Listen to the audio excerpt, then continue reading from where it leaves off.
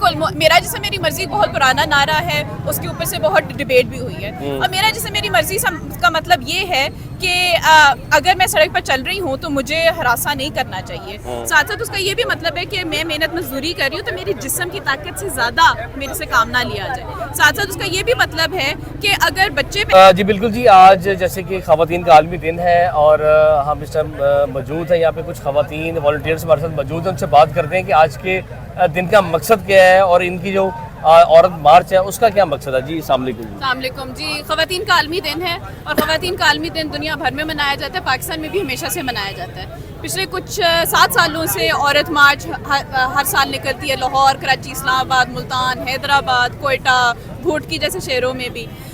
तो ये भी आज एक औरत मार्च की तकरीब होने लगी है। इस साल का जो थीम है वो है सियासत, मज़म्मत और आज़ादी, क्योंकि अगर पिछले साल देखा जाए तो इलेक्शंस का इशू है, इलेक्शन शफाफ होने की ज़रूरत है। उसकी वजह से जिस तरह हमारी आवाज़ अवाम तक पहुँचनी चाहिए वो नहीं हो पा रही क्योंकि इलेक्शन शफाफ नहीं थे, ये इशू भी है। दूसरी तरफ फ़लस्तीन का इशू भी है जहाँ पर वाकई आज़ादी की ज़रूरत है।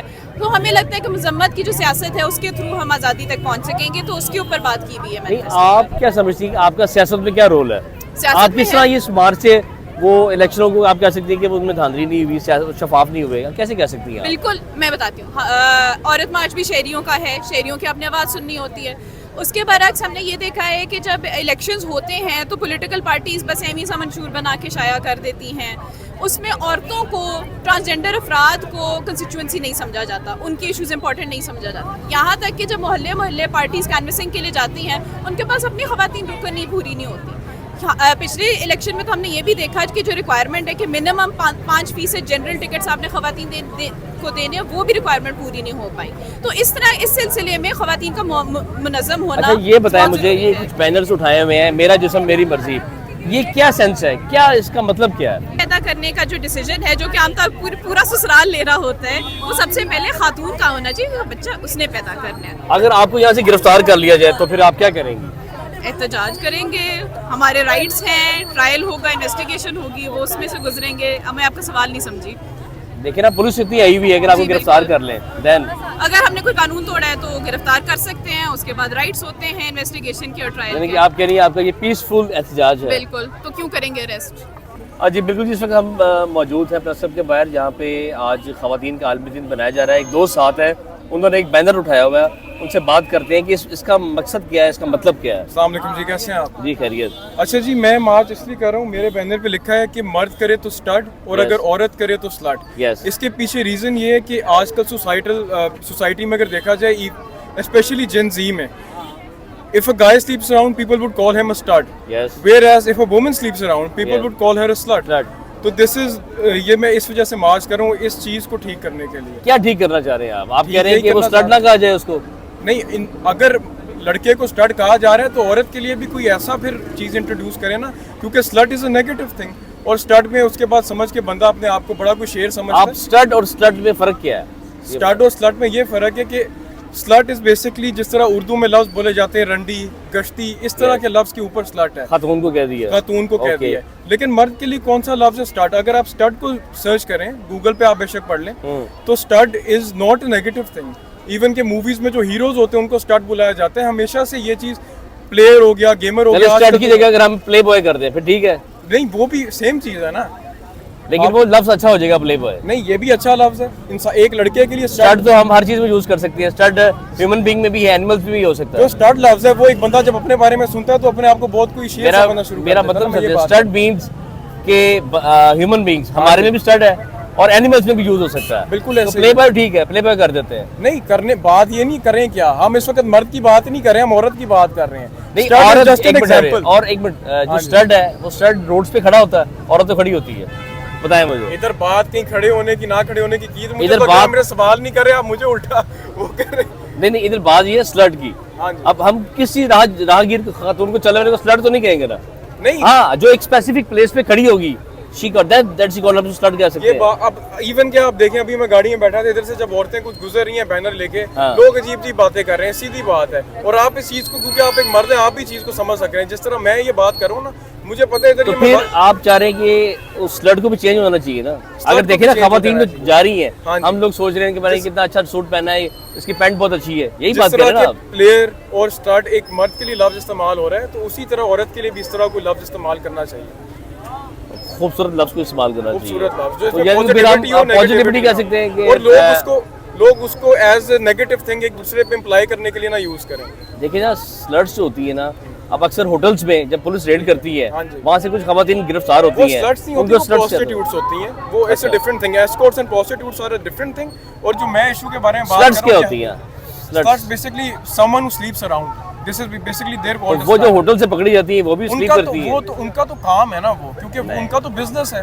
एक वो आम औरत तो वो भी business नहीं कर औरत रही। तो वो भी है ना। औरत तो वो भी है, और इसमें ही मर्द होते हैं। दुनिया में अगर दुनिया में आप देखें, जितनी ही औरतें प्रोस्टिट्यूट्स हैं उतने ही मर्द प्रोस्टिट्यूट्स हैं। ठीक है, ये सिर्फ लाहौर की बात की जाए तो वो अलग नहीं मैं ऑल ओवर द वर्ल्ड बात कर रहा हूँ। ओवर द वर्ल्ड तो परसेंटेज की अगर बात करें, आपने अगर ये कहीं जाना हो, बाकू पता है ये पार्टी प्लेसेस है, हाँ, तो यहाँ पे उधर- तो ये चीज आम है। उसी तरह आप थाईलैंड जाएं, इवन के फुकेट में जो आपकी बंगला रोड है, उधर इवन के जितने मेल प्रोस्टिट्यूट्स हैं उतनी ही फीमेल प्रोस्टिट्यूट्स हैं। ऐसी बात नहीं है कि उसमें कोई डिफरेंस है खास। फिर आपको अच्छा सा नाम बताया ना मर्दों को क्या कहा जाए? ये मैं चाह रहा हूँ आप भी कोई नाम सोचे और मैं भी कोई नाम सोचता हूँ जो हम अप्लाई कर सके। ये दोस्त से जी इनसे बड़ी अच्छी गपशप लगी है।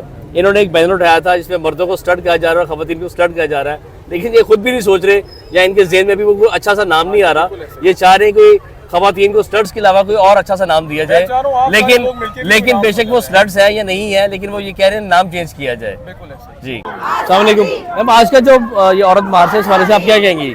आज का जो औरत मार्च है, क्योंकि हम इंटरनेशनल वुमेन डे को सेलिब्रेट कर रहे हैं, इस मार्च का मकसद है कि ख़वातीन को जो है यकसा हकूक़ जो हैं उनके वो मुयस्सर हो, और हम उसके हकूक़ और तहफ़्फ़ुज़ जो है उसका वो डिमांड करते हैं। आपने ये उठाया भाई कम उम्र की शादी जी। कानूनन जुर्म है, जी। लेकिन ये हो रही है। बिल्कुल ऐसा हो रहा है, क्योंकि जो लॉ है चाइल्ड मैरिज रिस्ट्रेन एक्ट जो है उस पर अमल दरामद नहीं हो रहा। तो हमारी ये डिमांड है कि एक तो लोगों को ये अवेयरनेस दी जाए, जो वालिदैन हैं उनको ये अवेयरनेस दी जाए, उनको पता हो कि जो पंजाब में कम उम्र की शादी है, पंजाब में उसकी उम्र जो है 18 साल है और सिंध में पंजाब में 16 साल है और सिंध में 18 साल है। तो हमारी ये डिमांड है कि लोगों को ये अवेयर किया जाए कि वो बच्चियों की जिन बच्चियों की 11, 12, 13 साल की उम्र में शादी कर देते हैं तो वो शादी कानूनी तौर पर जुर्म है, और चाइल्ड मैरिज रिस्ट्रेन एक्ट के तहत भी वो जुर्म है। तो कम अज़ कम खुदारा अपनी बच्चियों की जो है वो शादी 18 साल से पहले ना करें, क्योंकि पूरी दुनिया में ये मालूम है कि हमारा ID कार्ड बनने का जो है वो उम्र 18 साल है, वोट कास्ट करने की 18 साल है, तो शादी की उम्र आप कैसे कह आपको कहना है कि हमारे कानून में कानून साजी की मजीद इस्लाह लाने की जरूरत हाँ है? जी, इस्लाह की ज़रूरत है और उससे अमल दरामद की ज़रूरत है। जी एक्सक्यूज मी मैम, आपने ये बैनर उठाया हुआ है अक़लियती खवातीन का तहफ़्फ़ुज़ यकीनी बनाया जाए, जी। आप सोच रही हैं कि ये तहफ़्फ़ुज़ नहीं दिया जाता इन्हें? नहीं, बिल्कुल भी नहीं। अगर हम तहफ़्फ़ुज़ की बात करते हैं तो ख़वातीन तो सारी पाकिस्तान की ऐसी हैं जिनको तहफ़्फ़ुज़ नहीं मिलता, लेकिन अक़लियती ख़वातीन बेचारियों को ये चीज़ें ज़्यादा भुगतना पड़ती हैं। अक़लियती ख़ातून होने के नाते मैं सिर्फ ये मुतालबा करती हूँ कि ख़वातीन पाकिस्तान के सबको अगर कानूनी हक़ दिए जाते हैं तो शायद वहाँ अक़लियती ख़ातून को भूला जाता है। तो अक़लियती ख़वातीन को भी उतने ही हकूक़ हासिल होने चाहिए जितने कि दूसरी ख़वातीन को। लेकिन ये बदनसीबी की बात है कि पाकिस्तान में हर खातून को उसका हक़ नहीं दिया जाता। लेकिन आज यहाँ प्रोटेस्ट करने का मकसद यही है कि अक़लियतों को मुकम्मल तहफ़्फ़ुज़ दिया जाए, ख़ास तौर पे अक़लियती ख़वातीन को। शुक्रिया। बिल्कुल, इन्होंने बड़ा अच्छा पॉइंट रेज किया कि इनका ये कहना था कि पाकिस्तान में जो अक़लियती खवातीन हैं उनको तहफ़्फ़ुज़ नहीं दिया जाता, बाकी तमाम खवातीन को दिया जाता है, लेकिन अक़लियती जो खवातीन हैं उनको पीछे रखा जाता है। तो इनकी गवर्नमेंट से यही इस अपील है कि जो अक़लियती खवातीन हैं उनको भी तमाम खवातीन के बराबर हकूक़ दिए जाएँ। जी जी बिल्कुल जी, इस वक्त हम प्रेस क्लब के बाहर मौजूद हैं। आज खवातीन का जो आलमी दिन है, इस हवाले से यहाँ पे और मार्च भी किया जा रहा है। इस बारे से हमारे साथ ASP माल्टन है रिजवाना मलिक, वो मौजूद है, उनसे बात करते हैं कि उनके क्या मैसेज उनका है कि खवातीन का ये जो औरत मार्च है इस बारे में वो क्या मैसेज देंगी। अस्सलाम वालेकुम मैम। सबसे पहले तो सबको मेरी तरफ से हैप्पी वुमेंस डे। और आज के दिन के हवाले से मेरा यही मैसेज होगा कि economic empowerment that can actually liberate us, economic empowerment हासिल कीजिए, मुल्क की इकोनॉमिक एक्टिविटी का हिस्सा बनिए और एक दूसरे के काम आइए। शुक्रिया। खवातीन को क्या मैसेज देंगी आप कि वो जो ये मार्च कर रही हैं उनका एजेंडा आज का सियासत है, मज़ामत है, तशद्दुद है, इस वजह से। ज़्यादातर इश्यूज जो मैंने अभी देखे हैं वो उनके सोशल इश्यूज हैं और वो उनके डेफिनेटली जो उनके राइट्स बनते हैं उनको अगर वो पीसफुल तरीके से रिकॉर्ड कराती हैं तो इसमें कोई ऐसी बात नहीं है। तमाम मुल्कों में इस तरह की पीसफुल रिकॉर्ड कराए जाते हैं एहतजाज वगैरह जो होते मैसेज क्या देंगी आप? हैं। Message economic empowerment, go for it. इनका ASP बॉर्डर मौजूद थी, उनका ये कहना था कि ख़वातीन जो है वो अपने तहफ़्फ़ुज़ के लिए तो लड़ सकती हैं, पूरा अमन एहतजाज कर सकती हैं। उस हवाले से जो रियासत जो है वो उनकी पाबंद है, रियासत उनको तहफ़्फ़ुज़ देने की। जी 8 मार्च आलमी सतह पे ख़वातीन के दिन के तौर पे मनाया जाता है। सारी दुनिया के ममालिक में ख़वातीन के हकूक़ के हवाले से इस दिन पे बातचीत होती है। पाकिस्तान में भी ये दिन ख़ास तौर पे हर साल मनाया जाता है। और औरत मार्च एक ज़रा रिसेंट जो है ये इनिशिएटिव है प्रेस क्लब से। ये जो इज्तिमा है ये ख़ास तौर पे औरत मार्च के हवाले से है। औरत मार्च लाहौर, इस्लामाबाद, कराची, मुल्तान, पेशावर, मुल्क के मुख्तलिफ शहरों से इस पे काम हो रहा है। इसका मार्च का मकसद क्या है? ये जो हमारा आज का लाहौर का मार्च है इसका जो थीम है वो रेजिस्टेंस और होप है। यानी औरत अपने खिलाफ होने वाली ज़्यादतियों के खिलाफ रेजिस्ट करेगी और औरत अपने लिए जिदोजहद करते हुए अपने मुल्क के बाकी साथियों के साथ, शहरियों के साथ मिलके डाइवर्सिटी को साथ लेके, इंक्लूजन को साथ लेके तो एक होप भी रखती है कि औरत के लिए, सारे इंसानों के लिए, बच्चों के लिए, बड़ों के लिए ये जो दुनिया है ये अच्छी होगी और सबको उनके मसावी हकूक़ मिलेंगे। आपने ये एक बैनर उठा रखा है, इस पे लिखा है तशद्दुद नहीं। जी, क्या मकसद है इसका? इसका मकसद ये है कि अगर फैक्ट्स एंड फिगर्स को देखा जाए तो ह्यूमन राइट्स कमीशन की रिपोर्ट्स के मुताबिक भी और औरत फाउंडेशन की रिपोर्ट्स के मुताबिक भी पाकिस्तान में 90% तक औरतें जो हैं वो तशद्दुद का शिकार होती हैं, घर से बाहर हो या घर से अंदर हो। गवर्नमेंट से मैं यही रिक्वेस्ट करूंगी कि पहले कुछ लॉज हैं लेकिन हमारे लॉज बहुत वीक हैं, तो हमें पावरफुल लेजिस्लेशन चाहिए विद स्ट्रॉन्ग इम्प्लीमेंटेशन। जी बिल्कुल जी, इनका कहना था आज के मार्च का मकसद है कि ख़वातीन के साथ जो ज़्यादतियाँ, जो हरासमेंट होती है उस हवाले से कोई कानून साजी नहीं की गई और जो कानून साजी की गई है वो बहुत कमज़ोर है, जिसके बायस जो है वो तशद्दुद करने वाले लोग जो बच जाते हैं। इनका ये कहना है हुकूमत पंजाब को इस पर एक्शन लेते हुए जो कानून साजी, मजबूत कानून साजी करनी चाहिए। जी